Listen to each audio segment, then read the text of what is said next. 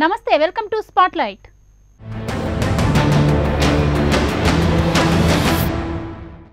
జగన్ అధికారంలోకి వచ్చిన మొదట్లో శాసన మండలి రచ్చ ఎంతగా కొనసాగిందో ప్రత్యేకించి చెప్పక్కర్లేదు.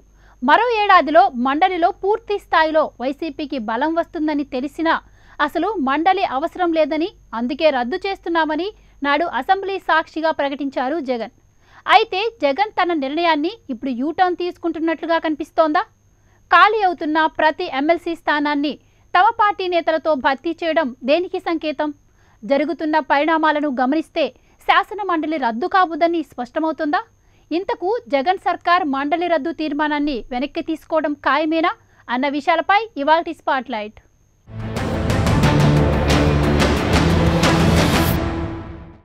ఏపీ శాసన మండలి చైర్మన్ షరీఫ్ పదవీకాలం పూర్తి కానుంది. ఇంతకు ఏపీ మండలి రద్దు వ్యవహారం ఎంతవరకు వచ్చింది? మండలిలో వైసీపీ బలం మరింతగా పెరగనుందా? ఈ నేపథ్యంలో జగన్ శాసన మండలి రద్దు నిర్ణయాన్ని ఉపసంహరించుకుంటారా? ఏపీ సీఎం జగన్ వ్యవహారం బలగం లేకపోతే రద్దు, బలం ఉంటే ముద్దు అన్నట్లుగా సాగుతోందా?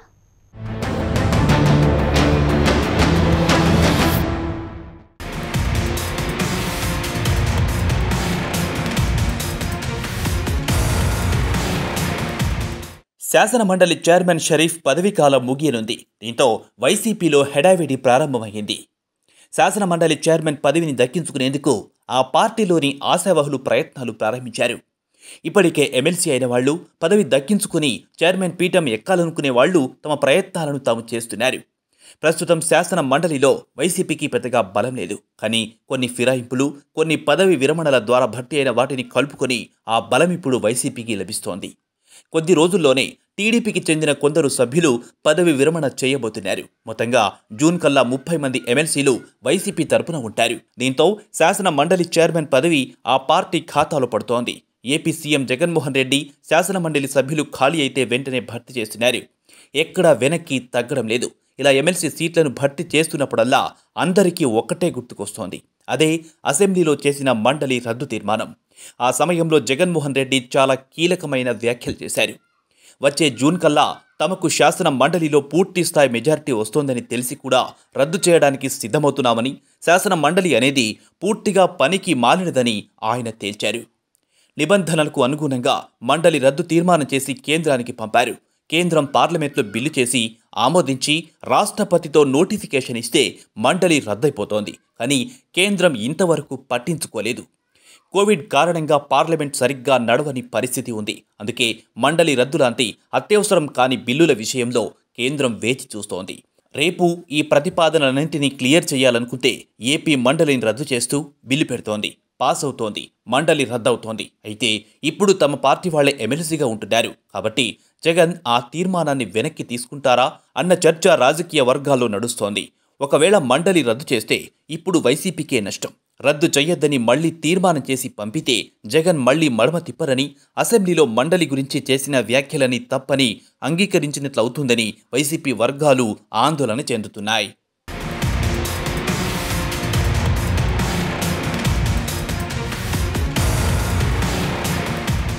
ఏపీలో ఈ రకమైన రాజకీయ వాతావరణం ఎప్పుడూ లేదు.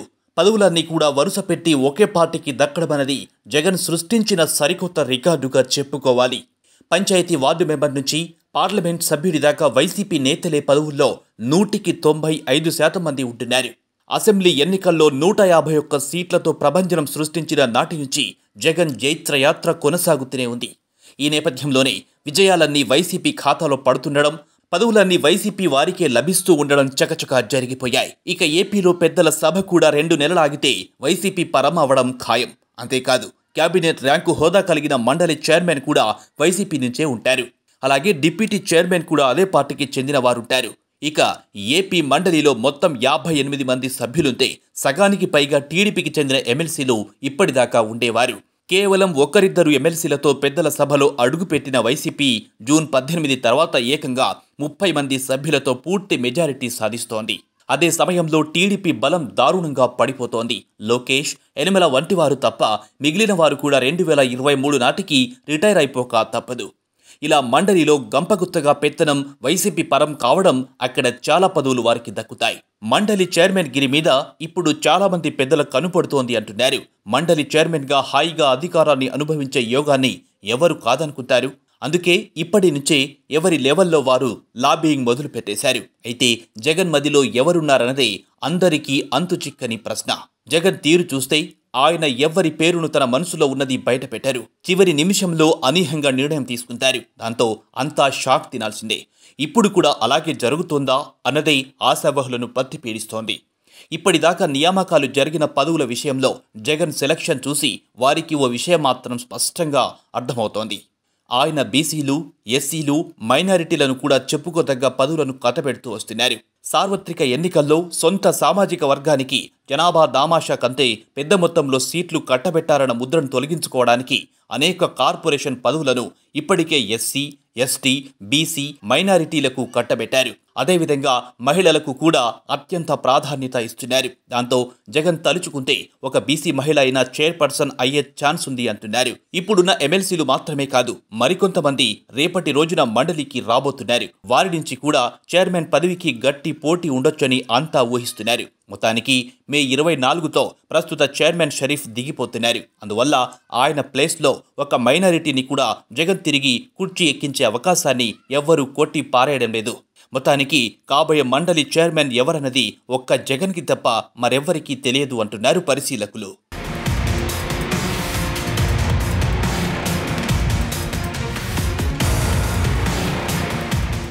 శాసన మండలంటే ఖర్చు దండిగా వ్యవహారం. రాష్ట్రం ఉన్న ఆర్థిక సంక్షోభంలో శాసన మండలి నిర్వహణ కష్టతరమైన వ్యవహారం అని రాష్ట్రంలోని అధికార పార్టీ అసెంబ్లీ వేదికగా నినదించిన సంగతి ఎవ్వరూ మర్చిపోలేరు. ముఖ్యమంత్రి సైతం శాసన మండలిపై ఎంతటి తీవ్రమైన వ్యాఖ్యలు చేశారో చూశాం. శాసన మండలి రద్దు కోసం వైసీపీ జగన్ ప్రభుత్వం అసెంబ్లీలో తీర్మానం చేసి కేంద్రానికి పంపిన విషయం విదితమే. కానీ అదే శాసన మండలి విషయంలో ఇప్పుడు వైఎస్ జగన్ ప్రభుత్వం ఆలోచన మారినట్లే కనిపిస్తోంది. శాసన మండలి వద్దన్నారుగా, ఇప్పుడు ఈ కొత్త ట్విస్ట్ ఏంటి అంటూ సహజంగానే విపక్షాలు అధికార పార్టీని ప్రశ్నిస్తున్నాయి. శాసన మండలి రద్దుకు కట్టుబడి ఉన్నాం, అయితే ఇంకా శాసన మండలి లైవ్లోనే ఉంది కనుక ఒక రాజకీయ పార్టీగా మేం చేయాల్సింది మేం చేస్తున్నాం అన్నది వైసీపీ శ్రేణుల వాదన. కాగా కేంద్రం నుంచి శాసన మండలి రద్దు విషయమై సానుకూల స్పందన రావడం లేదని, ఈ నేపథ్యంలోనే శాసన మండలి విషయంలో వైసీపీ పునరాలోచనలో పడిందన్న చర్చ కూడా ఏపీ రాజకీయ వర్గాల్లో జరుగుతోంది. నిజానికి మండలి రద్దు నిర్ణయం వైఎస్ఆర్సీపీకి తొందరపాటు ఆలోచన అన్న అభిప్రాయం గతంలోనే రాజకీయ విశ్లేషకుల్లో నుంచి వ్యక్తమైంది. కేవలం ఇంగ్లీష్ మీడియం విషయంలో తమ పంతం నెగ్గడం లేదని, రాజధాని విషయంలో తాము అనుకున్నది చేయలేకపోతున్నామనే అక్కసుతో మండలి రద్దు ఆలోచన వైఎస్ జగన్ ప్రభుత్వం చేసిందే తప్ప మండలి ద్వారా మరికొంతమంది వైసీపీ నేతలకు అవకాశం కల్పించే వీలున్నప్పుడు మండలిని ఎందుకు వైసీపీ వద్దనుకుంటుంది అన్నదే పరిశీలకులు వ్యక్తం చేస్తున్న సందేహం.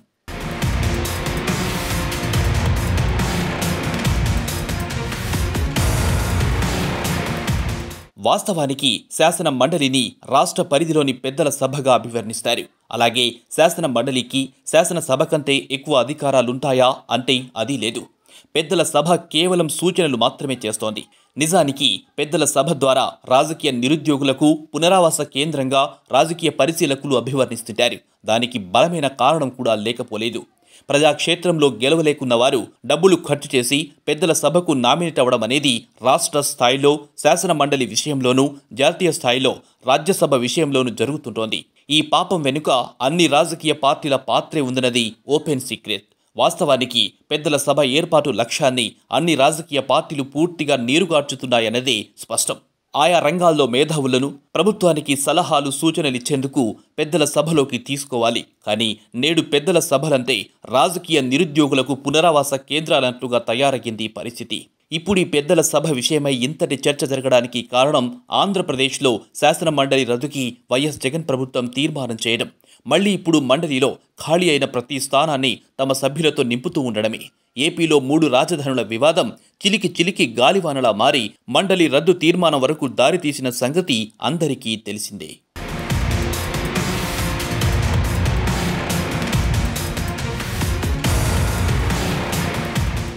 ఖర్చు దండగా వ్యవహారానికి ఇంత హైడ్రామా అవసరమా?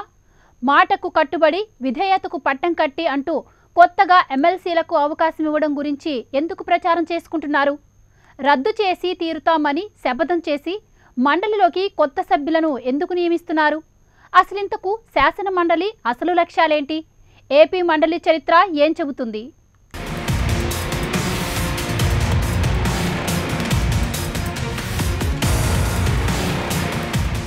శాసన మండలి అన్నది ఎన్టీఆర్ కాలంలో ఓసారి రద్దు చేశారు.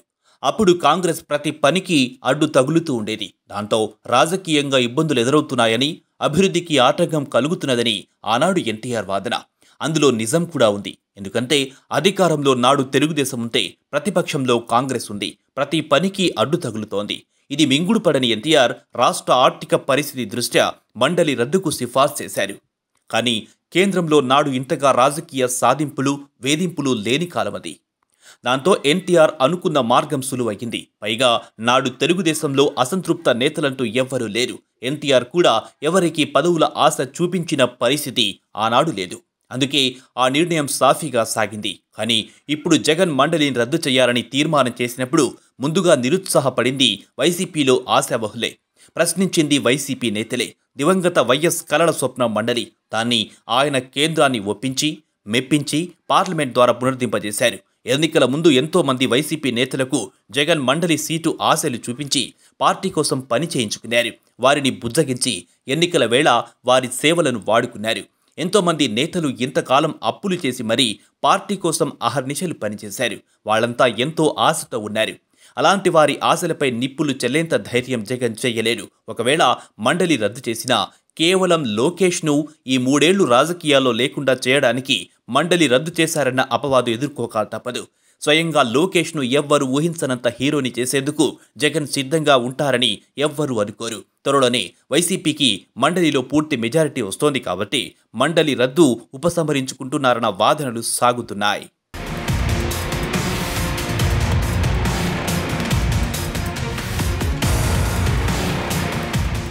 శాసన మండలి పూర్వపరాలను ఓసారి చూస్తే ఉమ్మడి ఆంధ్రప్రదేశ్లో 1958లో ఆర్టికల్ 168 కింద జూలై 1న శాసన మండలి ఏర్పడింది.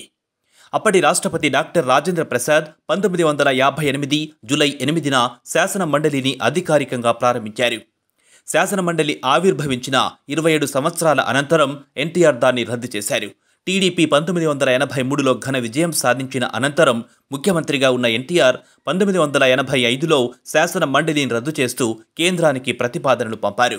అప్పటి ఉమ్మడి ఆంధ్రప్రదేశ్లో మండలిలో 90 మంది సభ్యులుండేవారు. అయితే టీడీపీ నూతనంగా ఆవిర్భవించడంతో మండలిలో ఆ పార్టీకి ఒక్క సభ్యుడు కూడా లేరు. దీంతో పాలనాపరమైన సమస్యలు ఏర్పడడంతో మండలి వల్ల పెద్దగా ప్రయోజనం లేకపోగా బిల్లులు ఆమోదం విషయంలో జాప్యం జరుగుతూ ఉండడంతో పాలన సజావుగా సాగడం లేదని, అంతేకాకుండా దీనిపై పెట్టే బడ్జెట్ ఆదా అవుతోందని భావించిన ఎన్టీఆర్ మండలి రద్దును ప్రతిపాదించారు. అయితే ఆనాటి శాసన మండలిలో కొణిజేటి రోషయ్య లాంటి ఉద్దండులు ఉండడం వలన వారిని ఎదుర్కోలేక ఎన్టీఆర్ మండలిని రద్దు చేశారనే వ్యాఖ్యలు కూడా వినిపించాయి. మండలి రద్దు అనంతరం కాంగ్రెస్ వాణి పడిపోయింది. అనేక మంది నేతలు రాజకీయంగా నిరుద్యోగులైపోయారు. అప్పట్లో మండలి రద్దు సంచలనాత్మక నిర్ణయమైంది. రాష్ట్రంలో 1989లో తిరిగి కాంగ్రెస్ ప్రభుత్వం ఏర్పడి మర్రి చెన్నారెడ్డి ముఖ్యమంత్రిగా ఉన్న సమయంలో మండలిని పునరుద్ధరించేందుకు చర్యలు చేపట్టారు. శాసన మండలి పునరుద్ధరణలో భాగంగా 1990 జనవరి 2న అసెంబ్లీలో తీర్మానం చేసి ఆమోదం కోసం కేంద్రానికి పంపారు. అప్పటి నుంచి పలు సాంకేతిక కారణాల వలన మండలి పునరుద్ధరణ ప్రతిపాదన చాలా కాలం వరకు పెండింగ్లోనే ఉండిపోయింది. రాష్ట్రంలో 2004లో కాంగ్రెస్ అధికారంలోకొచ్చి ముఖ్యమంత్రి వైఎస్ రాజశేఖర రెడ్డి బాధ్యతలు చేపట్టిన అనంతరం మండలి పునరుద్ధరణ అంశం మళ్లీ తెరపైకి తీసుకొచ్చారు. తిరిగి 2004 జూలై 8న మండలి పునరుద్ధరణపై అసెంబ్లీలో తీర్మానం చేసి ఆమోదం కోసం కేంద్రానికి పంపారు. 2004 డిసెంబర్ 16న లోక్సభలో ప్రవేశపెట్టగా 2006 డిసెంబర్ 15న బిల్లుకు లోక్సభ ఆమోదం తెలిపింది. వెంటనే డిసెంబర్ 20 రాజ్యసభ కూడా బిల్లుకు ఆమోదముద్ర వేసింది. తదనంతరం 2007 జనవరి 10న రాష్ట్రపతి కూడా ఆమోదముద్ర వేయడంతో కొత్తగా ఏపీ శాసన మండలిని 2007 మార్చి 30న అప్పటి గవర్నర్ రామేశ్వర్ ఠాకూర్ ప్రారంభించారు. ఉమ్మడి ఆంధ్రప్రదేశ్లో మండలి సభ్యుల సంఖ్య 90 మంది ఉండగా రాష్ట్ర విభజన అనంతరం నవ్యాంధ్రప్రదేశ్లో ఆ సంఖ్య 58గా ఉంది. 6 సంవత్సరాలు సభ్యుల కాలపరిమితి ఉండగా ప్రతి 2 సంవత్సరాలకు ఒకసారి 3వ వంతు సభ్యులు కాలపరిమితి ముగుస్తోంది. వారి స్థానంలో కొత్త సభ్యులను ఎన్నుకోవడం జరుగుతోంది. మండలిలోని 58 మంది సభ్యులలో 8 మందిని గవర్నర్ నియమిస్తారు. 40 మంది సభ్యులను శాసనసభ్యులు స్థానిక సంస్థల నుంచి ఎన్నుకుంటారు. వీరిలో 10 మంది ఉపాధ్యాయ, పట్టభద్రుల నియోజకవర్గాల నుంచి ఎన్నికవుతున్నారు.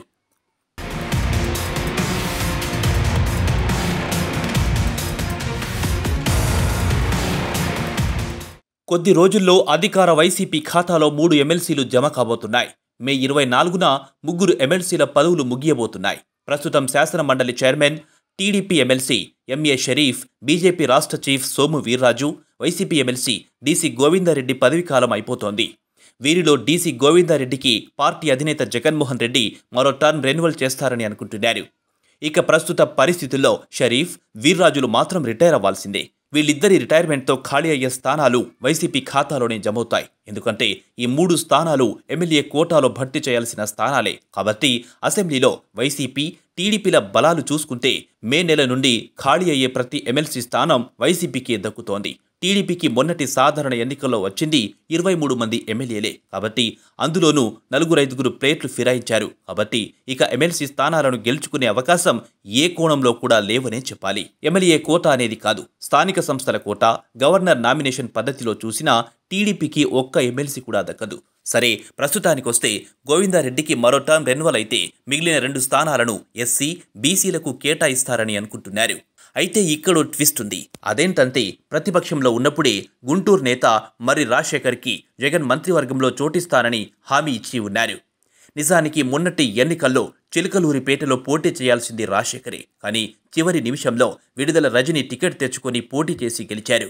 అధికారంలో రాగానే ఎమ్మెల్సీని చేస్తానని జగన్ హామీ ఇచ్చినా ఎందుకనో వాయిదా వేస్తున్నారు. కాబట్టి ఈసారైనా మర్రికి ఎమ్మెల్సీగా అవకాశం దక్కుతుందా లేదా అన్న విషయమై పార్టీలో చర్చ జరుగుతోంది. మేలో కుదరకపోయినా జూన్లో చాలా స్థానాలే ఖాళీ అవుతాయి. కాబట్టి వాటిలో మర్రికి ఖాయంగా ఒకటి దక్కుతుందని అనుకుంటున్నారు. చివరికి ఏం జరుగుతుందో చూడాల్సిందే. ఏది ఏమైనా మండలి రద్దు నిర్ణయం మార్చుకుంటే తప్ప తాను హామీ ఇచ్చిన నేతలకు జగన్ న్యాయం చెయ్యలేని పరిస్థితి. మరి ఏపీ శాసన మండలి విషయంలో జగన్ ఎలా ముందుకు వెళ్లనున్నారు? షరీఫ్ ఖాళీ చేస్తున్న మండలి చైర్మన్ పీఠంపై ఎవరిని కూర్చోబెడతారు అన్న విషయాలు ఆసక్తికరంగా మారాయని చెప్పొచ్చు.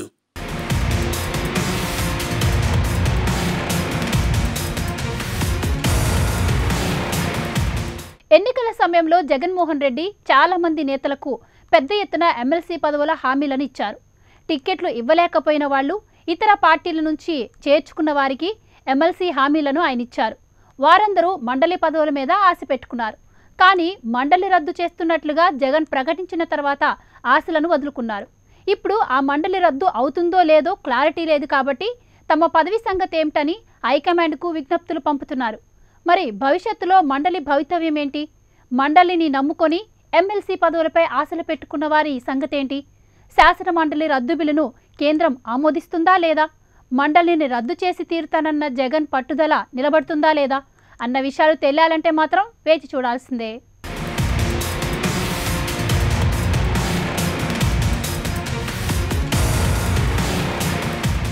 ఇది ఇవాల్టి స్పాట్లైట్. మరో స్పాట్లైట్తో మళ్ళీ కలుద్దాం. Keep watching prime 9 news. నిజం ఇదే మా ఇజం.